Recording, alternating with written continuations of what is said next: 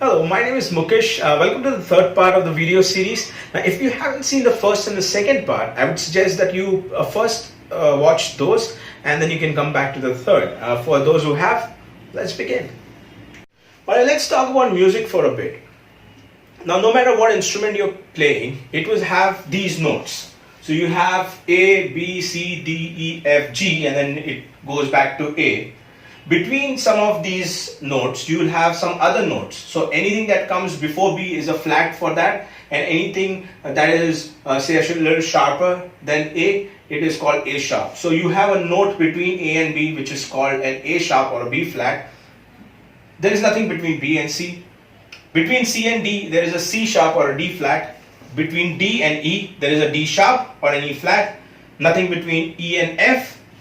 Between F and G, there is a F sharp or a G flat, and then again between G and A. So after this, you'll get a next higher note, which is A, and between G and A, there would be a G sharp or an A flat. Alright, to explain this better, let me take an example of a piano or a synthesizer, which is something that we've all seen. You would see two black keys and three black keys repeating. Now, this goes from A sharp, B does not have a sharp, C sharp, D sharp, E does not have a sharp, F sharp, G sharp, A sharp, B, and then we're back to C. Now, this C and this C will sound similar. So would this A and this A. Similar in what sense, we will look at it, but basically, if you were to play just this C to this C, without playing any of the black keys, this is going to sound like do, re, mi, fa, sol, la, ti, do. So, or in Indian classical, that would be sa, re, ga, ma, pa, da, ni, sa. That is what this would sound like, and then this would be back to sa, and then it would continue from there, or it would just be back to do and continue from there. So do, re, mi, fa, sol, la, ti, do again, if you keep playing the white keys onwards. So this C and this C are going to sound similar because this C is twice the frequency of this C, and we'll look at these aspects a little later in the video. As the frequency increases, we are able to perceive the changes in the frequency lesser and lesser. Let me share that with an example. You would be able to identify the difference between 100 Hertz and 110 Hertz. But you will not be able to identify the difference between 1000 Hertz and 1010 Hertz. The kind of difference you will be able to perceive between 100 Hertz and 110 Hertz will be very similar to the difference that you perceive between 1000 Hertz and 1100 Hertz. So then why is it that we find that one A is similar to the next A? Meaning that if you have, say, A4, why is that similar to the next A, say A5? The reason to that is, say if A4 is 440 Hertz, then A5 is actually double that frequency, which is 880 Hertz. Now this is a reason that you feel that there is certain similarity between A4 and A5. We'll look at it a little more, but for now, let us say this is how it is. Now, instead of plotting our frequency range from 20 Hertz, if we were to start it from, say, 27.5 Hertz, it would go from 27.5, you have 55, and then double of that is 110, double of that 220, 440, 880, and so on and so forth. This is how your frequency range will look like. And the reason that we chose 27.5 is because this particular number is very significant. This is where all the instruments A is tuned to. Now, it is not a universal constant. Somewhere it is 442, some places, maybe a little lesser. But this is where the piano, the grand piano in an orchestra for that matter, is tuned to. And then all the other instruments are basically tuned to that piano or then tuned to this particular frequency. So this particular frequency is chosen as the base, and then the rest of the frequencies are derived from that. So if all the instruments or the A on all the instruments is tuned to 440, then why is it that an A note on one instrument feel any different than the A note on another instrument? Say an A on a guitar, why does it sound different than an A on say a piano or a violin? There are three reasons to that. One is the attack. So now if we were to draw something, some representation of sound, we would draw, say, a person playing an A note as something like this. Now this, as you would notice, if say this is played on a guitar, this has the first part is known as the attack. So how is the attack? Does it come in softly? Does it slowly increase in volume? Or is there some sort of something else going on in this region? So say a violin would have a waveform like this. You would find a guitar to look like this because you are plucking it in the beginning of the note.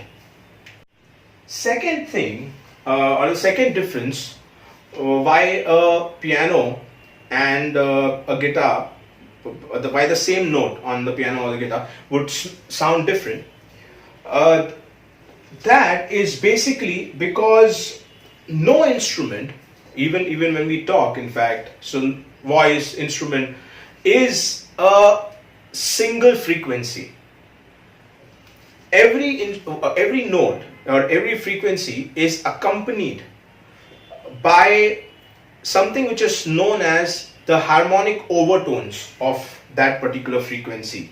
So an A note on the guitar would have, say, if it is 440, if we are talking about A4, which is 440, it would have certain component of 880, certain component of 1760, certain component of 3520, and so on and so forth. It would keep decreasing as you go up. The volume of the other frequencies would decrease. But then why is it then that you still call it A4 if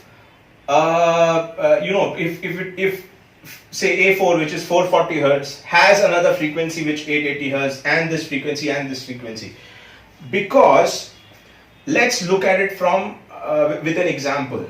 Say this is a particular frequency, the amplitude is 1, say just 1, and whatever unit that is, we'll talk about units later.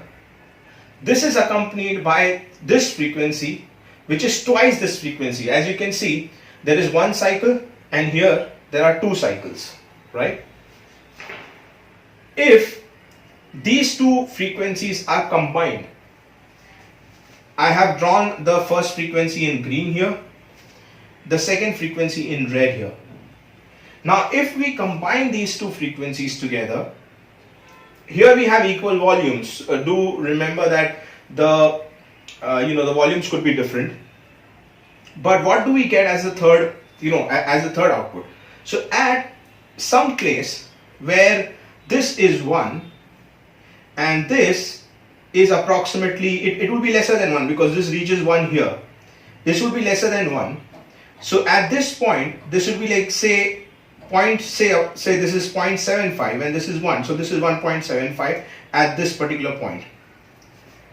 Then when this reaches its peak, this green, which is say 1 time the frequency, when this reaches its top, the middle, at that point this is 0, right? Because this is twice, the red one is twice that frequency, so it has to, when this reaches its top, this has to cross at the 0 line, right? So when this reaches the top, this has to cross at the 0 line. So it crosses at the 0 line. So this 0 plus this 1, it is equal to 1. So the combination of this frequency reaches 1 here. Now when this reaches minus 1, this is, say, approximately, as we spoke about here, this is 0.75. So plus minus 1 plus 0.75 would be approximately, say, minus 0.25. Now similarly, at this particular junction, everything is crossing the 0 line. So this particular waveform comes to 0 here, and then it is the reverse of what we saw here, right? It is going to be when this is 1, this will be minus 0.75, so it will be 0.25 or something like that. So let's not look at this as this is exactly how it's going to be, but this is close to how the waveform is going to look like. Now, what did we say about cycle? It is basically the same pattern repeated again and again. So in this case, if you notice, when it crosses 0 here, so it crosses 0 here and it crosses 0 here. Does this particular side look like this? So does this look like this? It doesn't.